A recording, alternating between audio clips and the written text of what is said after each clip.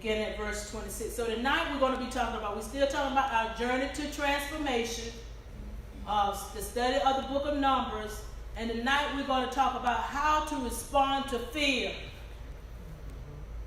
All right, responding to fear.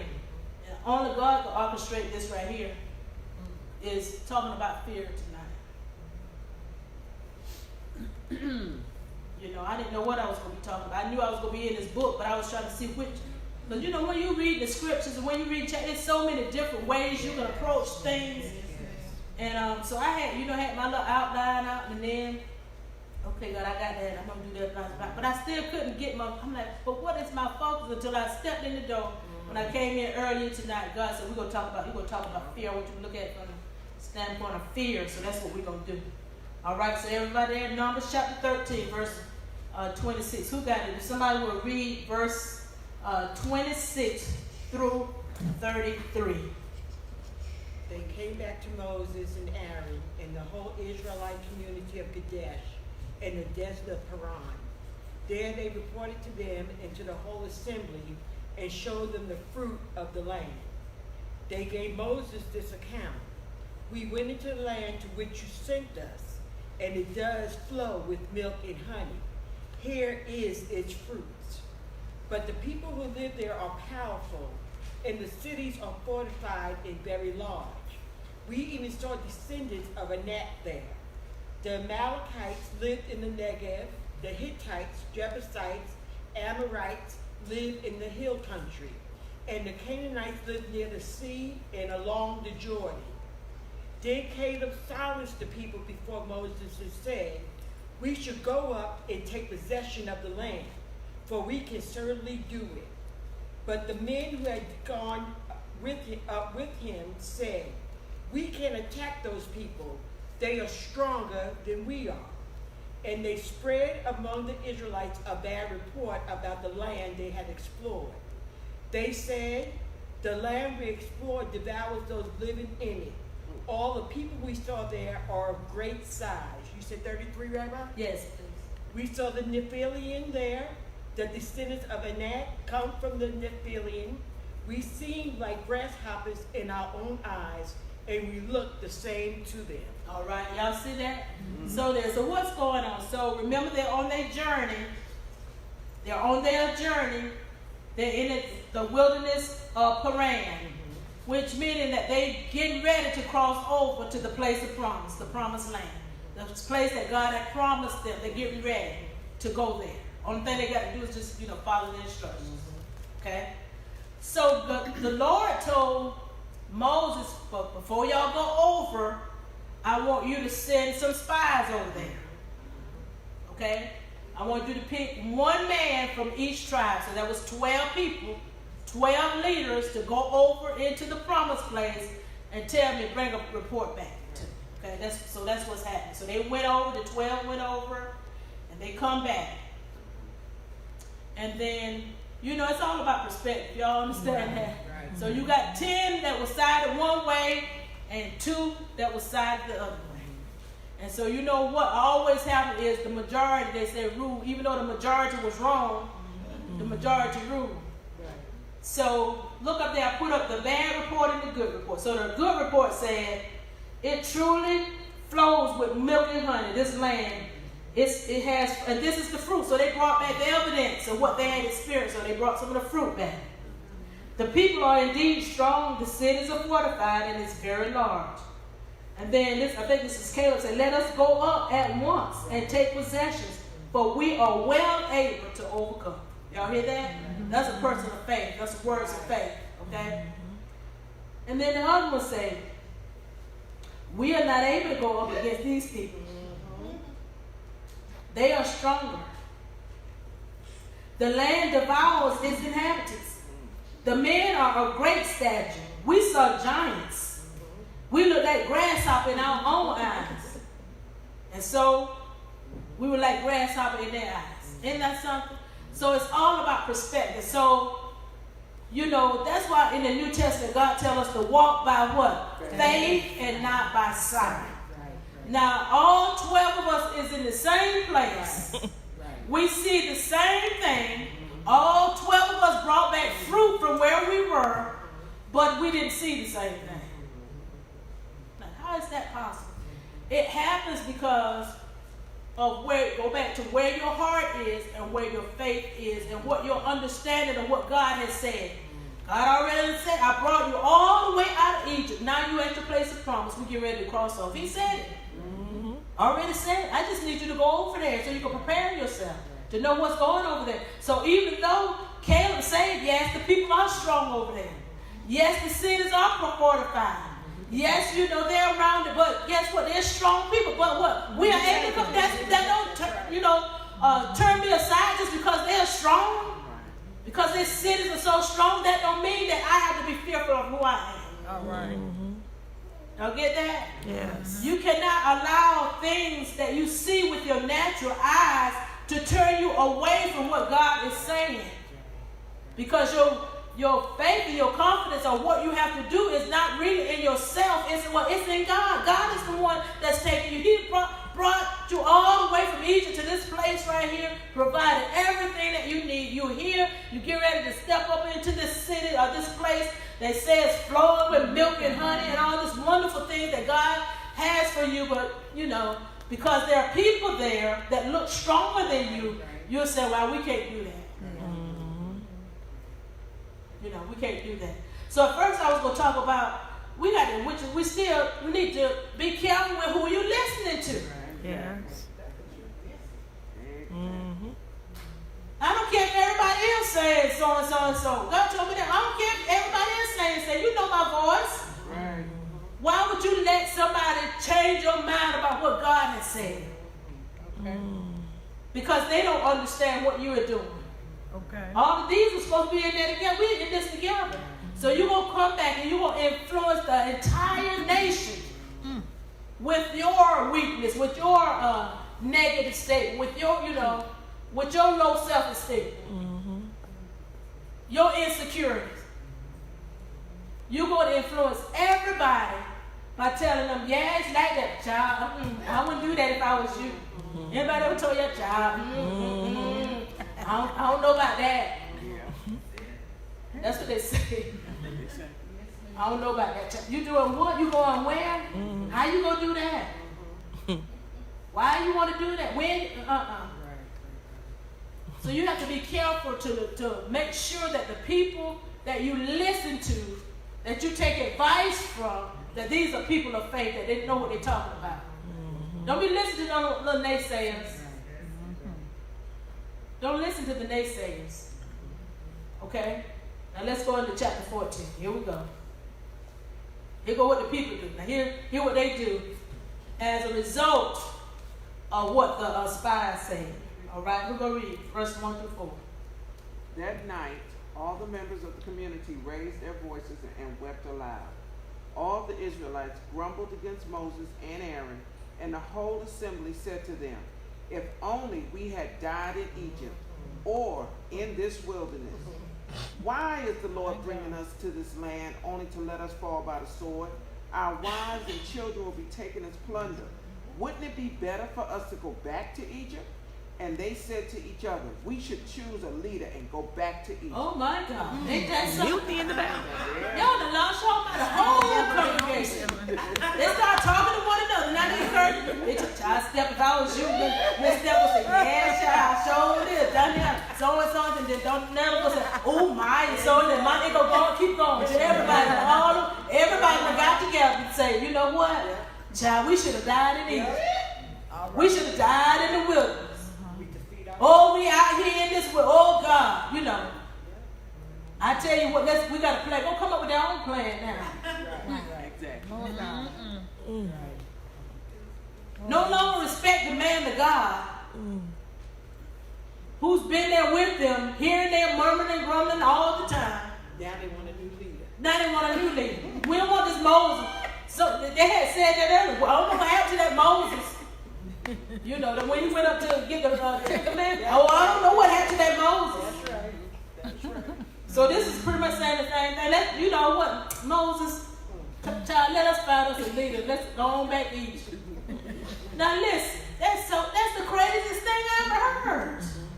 You want to go all the way back to a place place of bondage because the place that you are, you're not in bondage now. It's just unfamiliar to you. You see what I'm saying? You're just unfamiliar to you. You're not in bondage anymore. You're free. You're out here. You're free. God has set you free. He's brought you to a totally new place. And he's telling you, I got you. Just trust me. You know? And so they have allowed what? Fear. Fear. I was like, Lord. So what? And this is so crazy about fear, especially this fear right here. The fear is about something that has not even taken place. Right. Isn't that something? You fearing about something that could or could not happen. We make decisions. We turn away from things. I probably had to work myself, but we turn away from things because of something that might happen. That's true. I was looking, I had saw this information on a little study. The study said that 85% of what we worry about never happens. Right. 85. We worry, anxious about whatever, and it never happens. And then it said, I can't remember what the percentage of, and then of the remaining, I want to say about 15% of the remaining, that it is so minimal that you can handle it if it did come. So we allow fear, just like they did. We allow fear really it's like panic. We're in panic mode. And now we're making what? Irrational decisions. Now I don't want to hear nothing about. I don't got all about what God has done. I don't want to hear nothing about no Moses. I don't want to hear nothing that you got to say, Moses, Aaron, all y'all. I don't want to hear that. We go find us somebody from among ourselves, and we just go on back. That's fear talking. Fear, you know. What they call it? Fear is false evidence appearing real. That's what somebody gave you, acronyms. False evidence. Joyce Meyer said that. False evidence appearing real. Something that has never happened. It don't, you know. And so we heard. So they heard what those 10 spies said. Now they hear the other 2 said something too, but they didn't hear that. Joy. They didn't hear that. They heard what the 10 said. And so they make their decision based on what the 10 said and not what the 2 men of faith said. We got this. God is for us. We got this. Let's go on up. We can take this. Can't do that. All right, so let's go to the next. This is what the leaders say. 5 through 10. Somebody.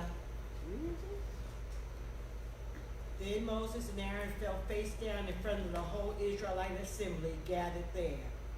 Joshua son of Nun and Caleb son of Jephunneh, who were among those who had explored the land, tore their clothes, and said to the entire Israelite assembly, "The land we passed through and explored is exceedingly good. If the Lord is pleased with us, he will lead us into that land, a land flowing with milk and honey, and will give it to us. Only do not rebel against the Lord, and do not be afraid of the people of the land, because we will devour them. Their protection is gone, but the Lord is with us. Do not be afraid of them." But the whole assembly talked about stoning them. Then the glory of the Lord appeared at the tent of the meeting to all the Israelites. Now trouble. Y'all see that? You ready to have? The glory show up at the tent. You know what that means. We're in trouble. We're in trouble. Dad is coming. Yep. We're in trouble now. But listen, the leaders trying to help Moses and Aaron and Joshua and Caleb.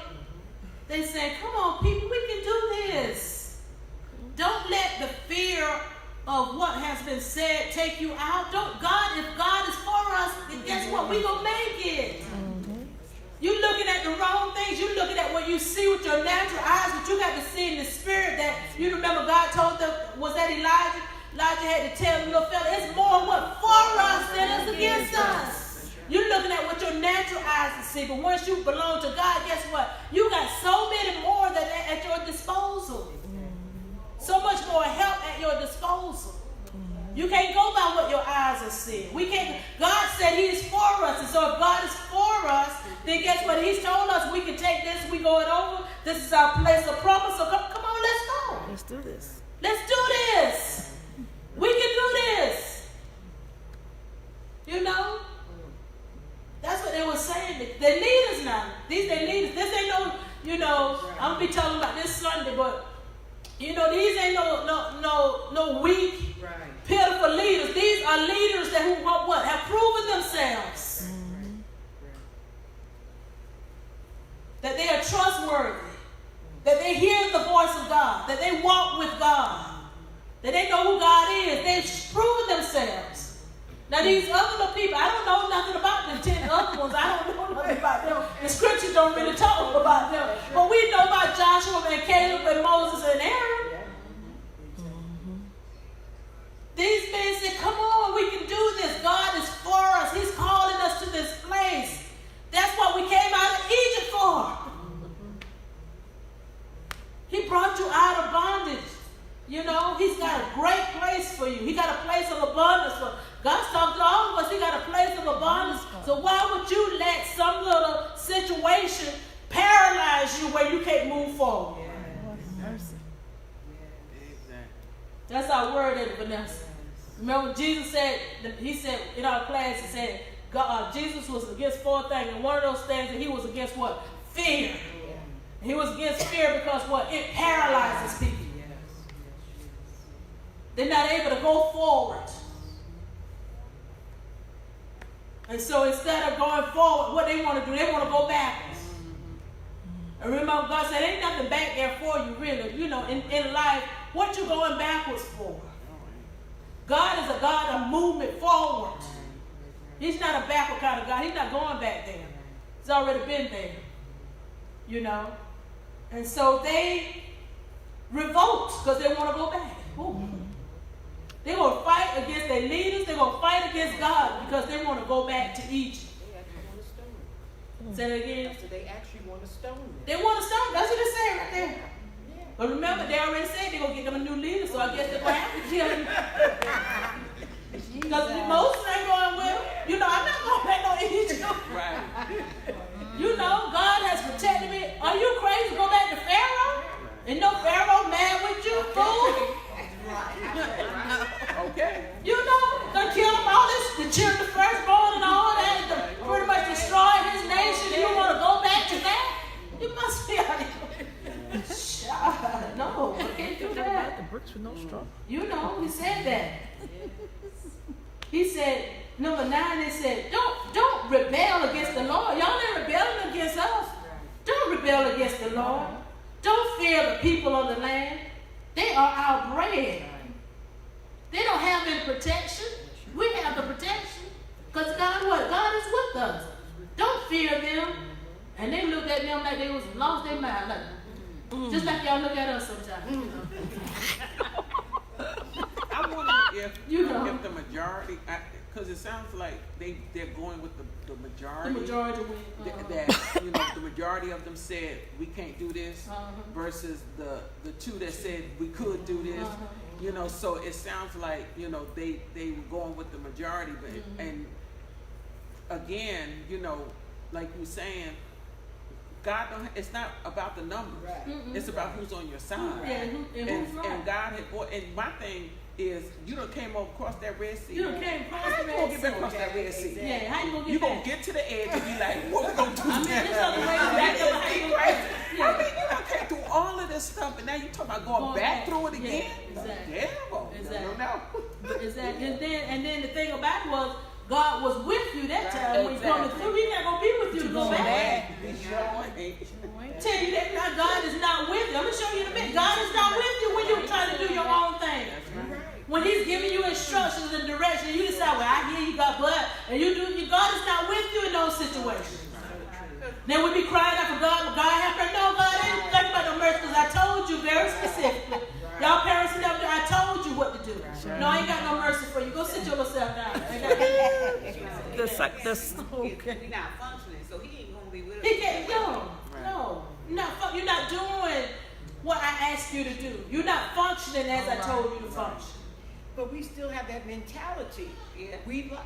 I don't know if we like being in bondage or we're just used to being in bondage and just scared to step out of our comfort zone. I think it's that way. I think it's just because you know what you know. Right, what and I'm used when I was to, in bondage, what I'm I knew how to operate. Right. I know what to do. Now that I'm free, Now I'm free. I don't really know what to do. All this freedom.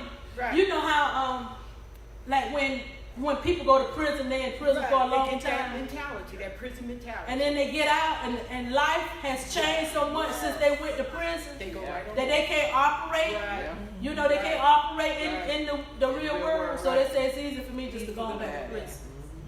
Well, that's what they said about us as slaves, our ancestors.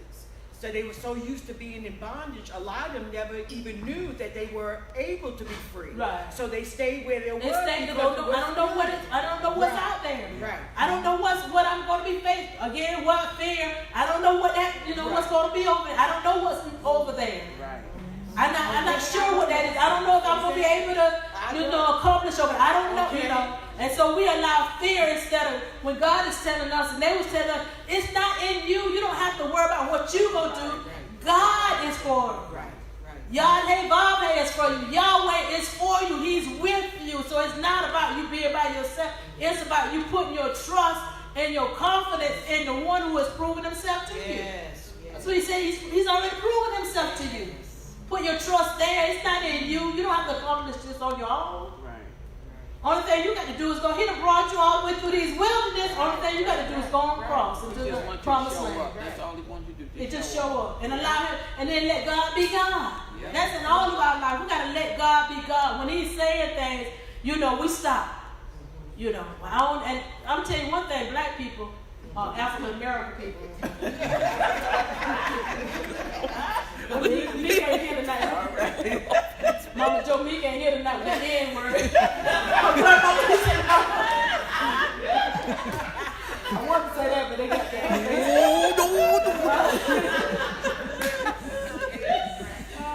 But we base everything on money, whether we got it or not. That's Yes, true. we right. That's true. Jesus. So God could give us some big ideas, plans, where I'm gonna get the money from. That's the first thing we say. That's true. Yeah. That's true. I can't do it. Why can't I ain't got no money? Well, we going to Chicago. We going to Chicago in August. You going? No, I ain't going. I ain't got no money. But it's February. You got 6 months. How long? Girl, you can sell candy bars, potato chips. Son, you got 6 months. Everything. You need to owe your money. Oh no, I ain't got no money. Where I'm getting the money from? God gives you wonderful ideas. And we let the fear of what could, or child, I probably ain't gonna get no loan, or child, mama them probably won't let me have that. But already before we even, do our research and our assessment of the situation, we already what they said. No, we can't do it. Fear already set in, paralyze you just that quick, and therefore what? You won't be able to walk in your place of promise because you did not follow the instructions. You let that fear tell you what to do. And fear should not be the thing that's talking to you. Right. You ought to be talking what? Faith ought to be speaking and not fear. Right. Faith ought to be speaking. Don't let fear speak, Now we in verse number 10, and that glory showed up. Okay, now. Verse 11. They were getting ready to stone him. I was like, no. Read verse 11 and 12. The Lord said to Moses, how long will these people treat me with contempt? How long will they refuse to believe in me, in spite of all the signs I have performed among them? I will strike them down with a plague and destroy them, but I will make you into a nation greater and stronger than they. Y'all see that? What God said?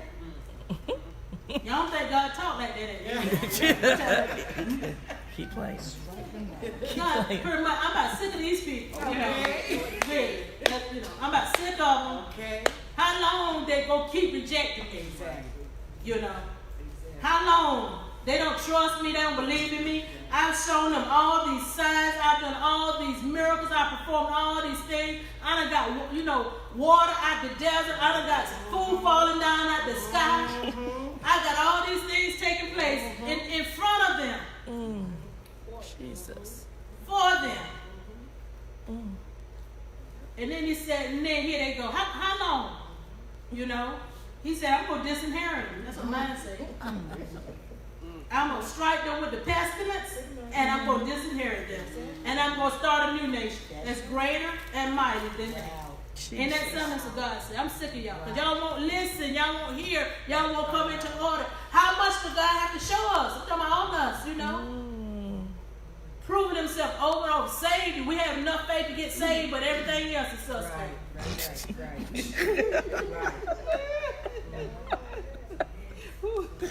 I don't know if he can do it. I don't know that.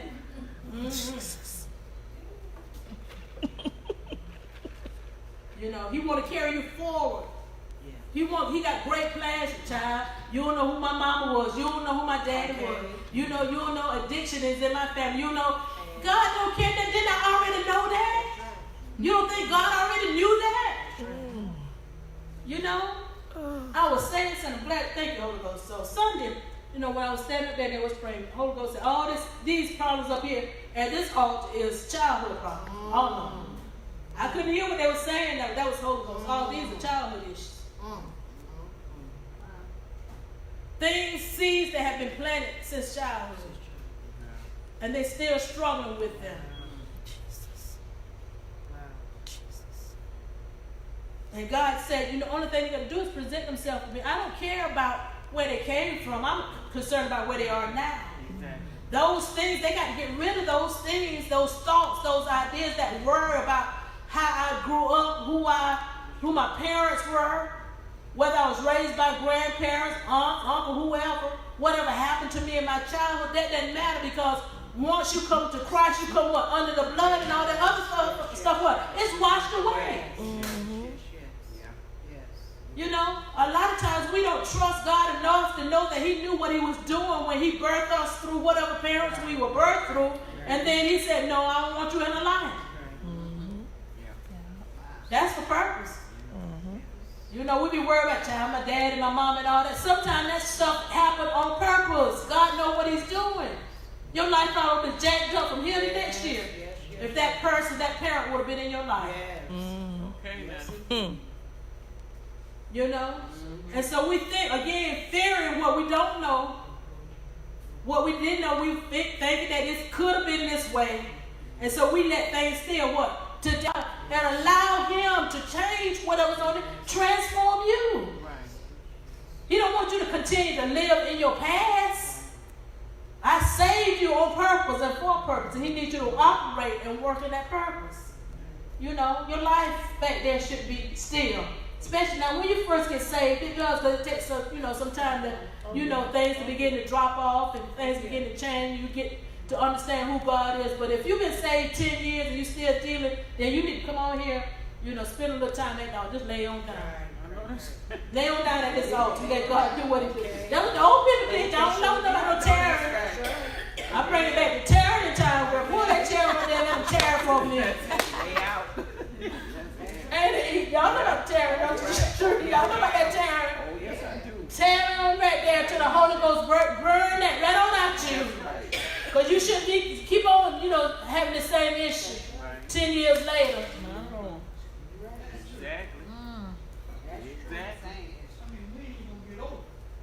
Exactly. Okay. Let the Lord sanctify you. That's sanctification. Y'all don't know about that either. Sanctification.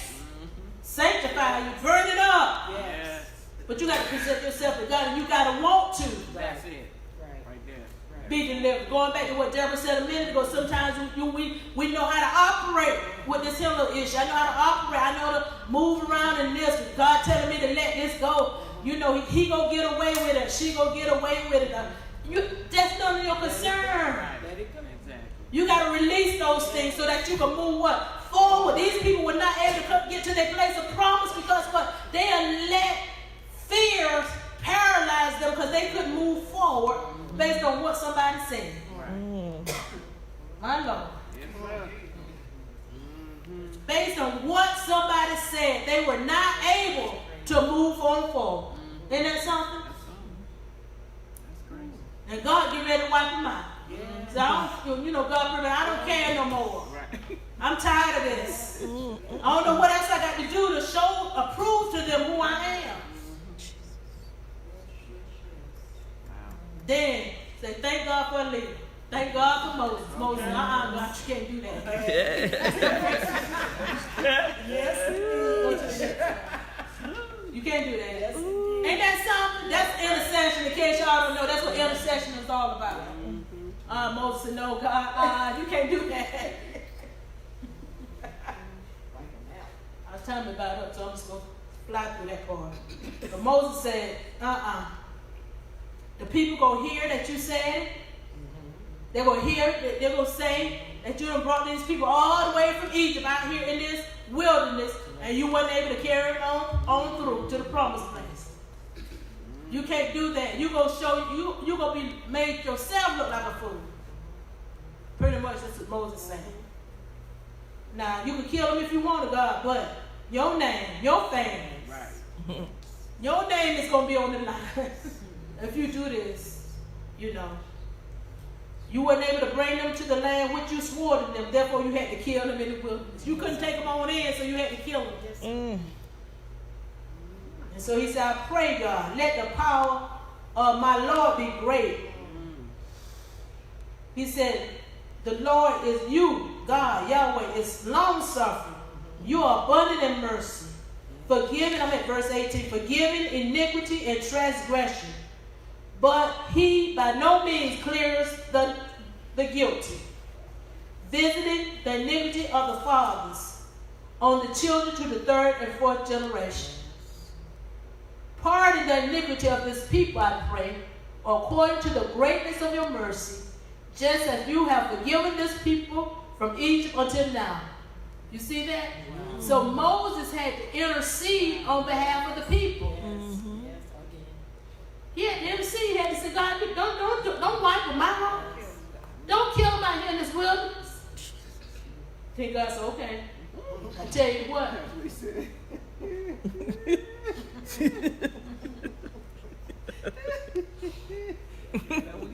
What he said? He said, okay. He said, I'll pardon them, but, y'all see that? Y'all see in 21? Yep.